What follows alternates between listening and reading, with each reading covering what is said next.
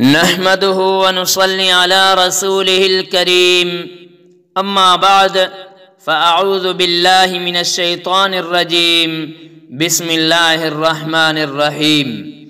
آج کا موضوع ہے کہ زوجین کے حقوق ایک دوسرے پر۔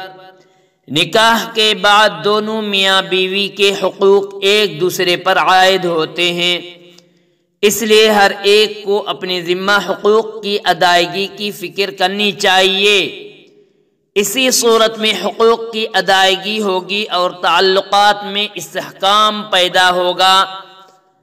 نمبر ایک اہم حق جو خود دونوں سے متعلق ہے وہ یہ ہے کہ ایک دوسرے کی طبیعت اور خواہش کا پورا لحاظ رکھا جائے۔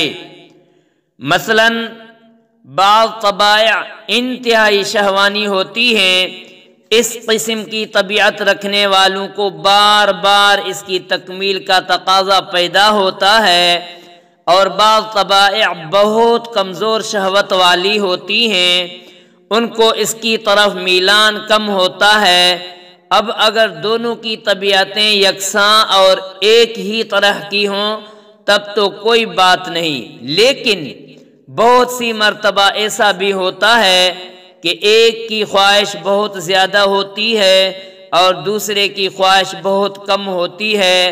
اگر مرد کو بہت زیادہ خواہش ہوتی ہو تو اسے اپنی طبیعت پر کنٹرول کرنا چاہیے اور عورت کے مزاج کا خیال کر کے کبھی کبھار قصد کرنا چاہیے، اور اگر مرد کمزور طبیعت کا ہے تو عورت کی خواہش کی تکمیل کے لیے اسے مقویات کا استعمال کرنا چاہیے۔ ایسا نہ ہو کہ مرد اپنی طبیعت کی بنا پر صحبت میں بہت کمی کر دے اور بیوی اس کی منتظر بنی رہے، اس میں بہت ہی نقصانات ہیں۔ مقویات میں سب سے اچھی چیز عمدہ خوراک چھوٹے جانوروں پرندوں کا گوشت، انڈا، نیم برشت و مچھلی و مغزیات، بادام، چلغوزہ وغیرہ۔ بہرحال دونوں کے اعتدال سے ہی زندگی خوشگوار ہوگی۔